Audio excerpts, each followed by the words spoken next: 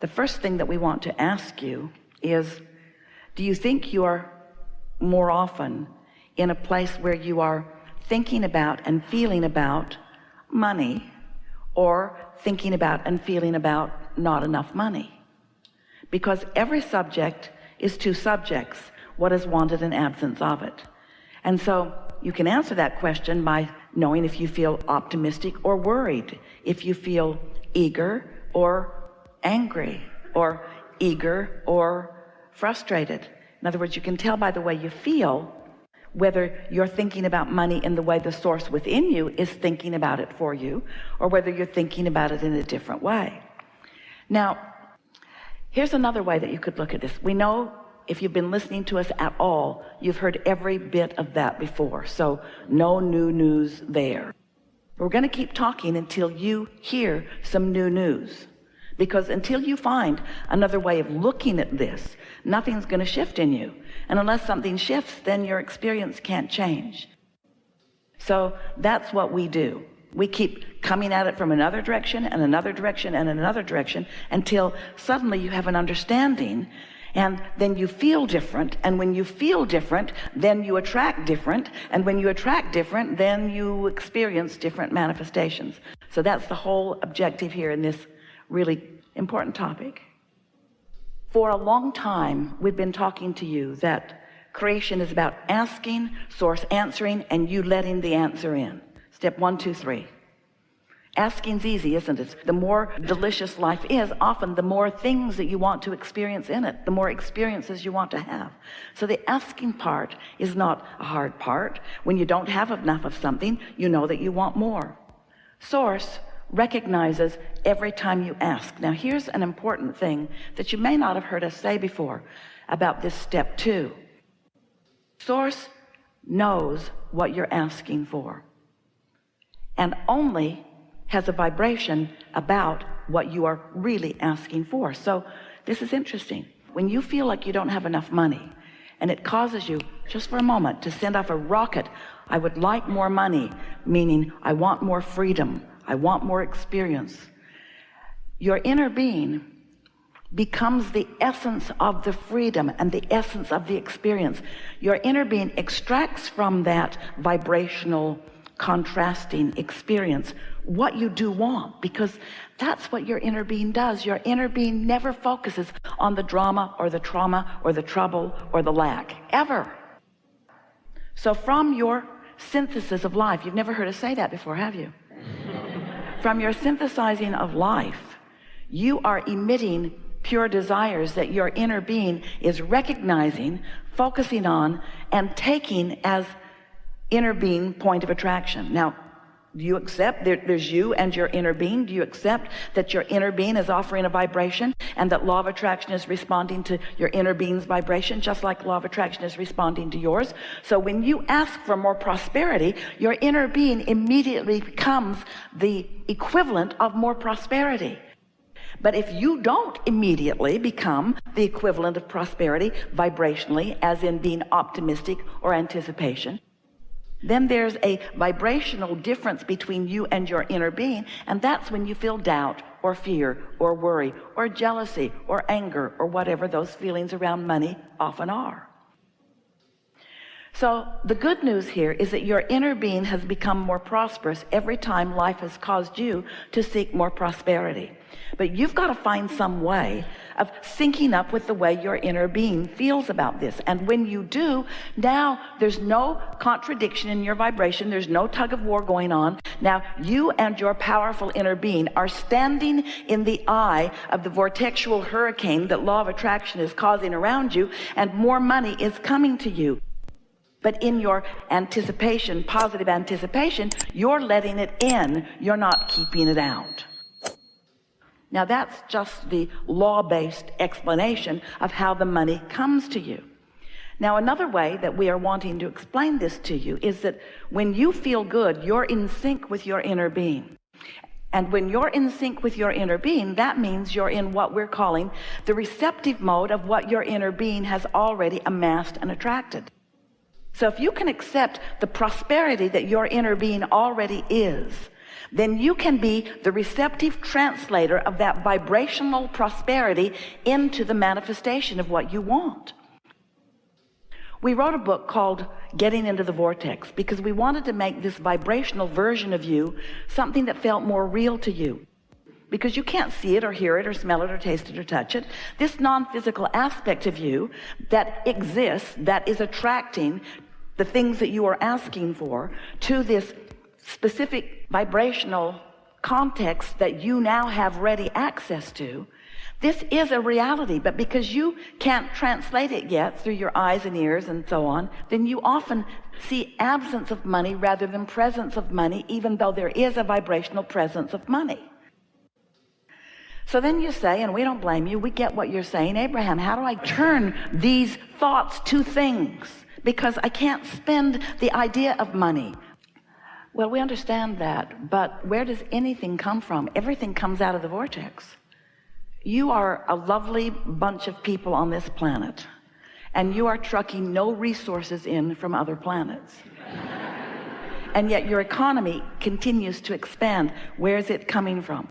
It's coming from life and from asking. So this is the part that we're really wanting you to hear. So can you accept at all that there is a vibrational version? That's the hard part. There's a vibrational version that you have not realized yet. If you accept that it's there, then this is the question that we want you to contemplate. We're going to get here together. If it exists in vibrational form, how does it become a reality? How does the idea of prosperity translate into something that is in my bank account? How do I turn those vibrations to those thoughts, to those things? How does that happen? Well, it happens by your practicing the thoughts that allow it to turn to those things, not practicing the opposite of those thoughts. When you say, I'm afraid there won't be enough, that's practicing the opposite of the thoughts. And we know, oh, it must drive you crazy. Abraham, if you were standing where I'm standing, look at me, what I'm looking at, you'd feel the way I feel. And we say, we know that what you're living feels so real because what you are feeling is turning to things all the time. So if you don't feel like there's enough money, then that's the way it's turning out. And then you say, see, I was right. This worry was valid because I worried about this and this is the way that it is. See, I'm right to worry. And we say, the universe will respond to the vibration that you emit. So you have to show yourself something different. We understand and we get why you're feeling the way you do, but we are going to help you find another way of looking at this that will shift something in you that will change your point of attraction. So on we go. You create your own reality, blah, blah, blah, blah, blah. You ask and you throw it in the vortex, blah, blah, blah, blah, blah. We know you're sick to death of the vortex.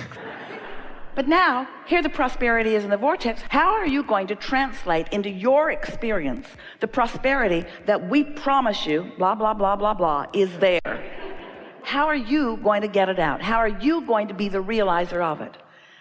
Well, if you can understand creation in terms of broadcasting and receiving, broadcasting and receiving, broadcasting and receiving, so your inner being is broadcasting prosperity, but you're broadcasting doubt. How's that working out?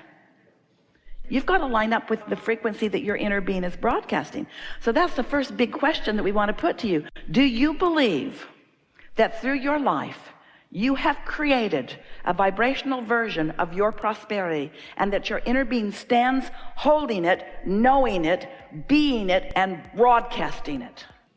And since your inner being is broadcasting it, what does that mean about your inner being's experience relative to law of attraction? If your inner being is broadcasting prosperity, what does that mean is coming back to your inner being? Oh, that vortex is dynamic. It's dynamic, it's growing, it's big, it's riches that you cannot identify yet. There's enough in your vortex to keep you thriving for 20 or 30 lifetimes. That's how dynamic it is. That's how big it is. And you want some of it. How are you going to get it? You got to tune your tuner to the frequency of what your inner being is broadcasting, which is what we're calling the receptive mode. You got to get in the receptive mode. you've got to think like your inner being thinks in order to be in that receptive mode. You can't be blaming your husband. You can't be blaming the economy. You can't be blaming government. You can't be blaming an employer. You can't be focused on the absence of what you want and tune your tuner to what your inner being is broadcasting.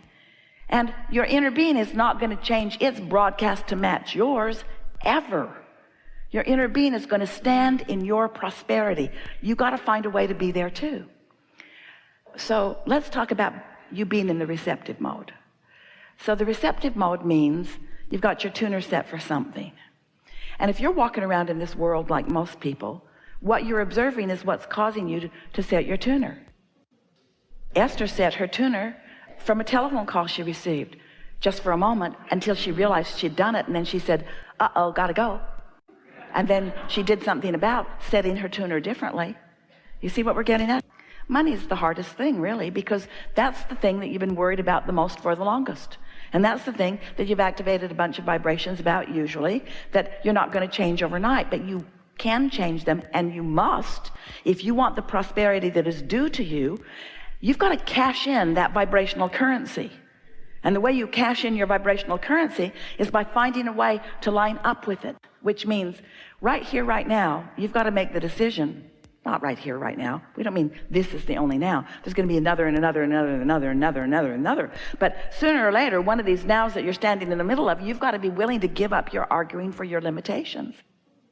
Because every time you say, I can't, or I haven't, or it's hard, or nobody that I know is doing it, then you're just practicing setting your receptive mode to something else. So if your receptive mode is not set to this frequency, what's it set to?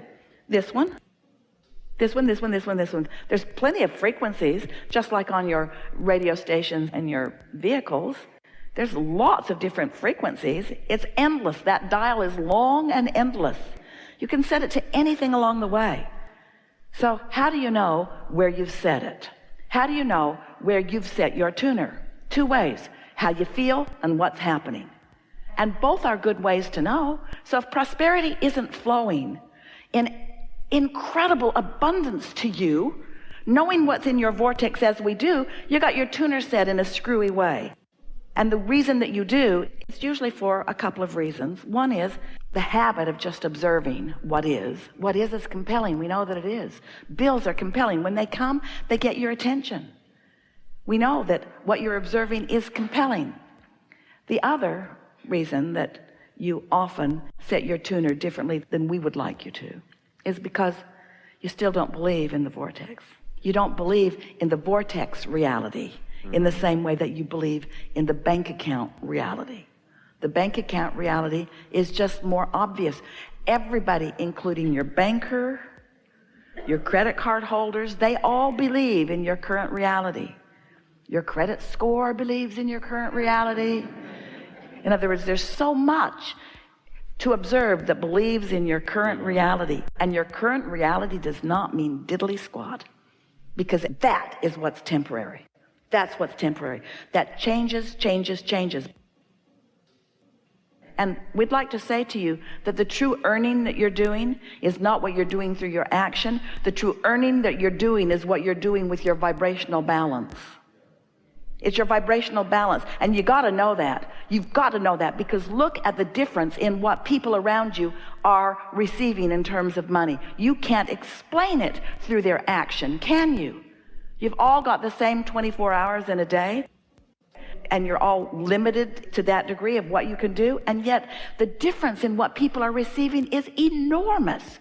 You've got to understand that they're not earning through their action, and they're not earning through their education, and they're not earning through their context, and they're not earning through some way that's immoral or illegal. They're earning through their vibrational translation of the vibrational currency into their bank account.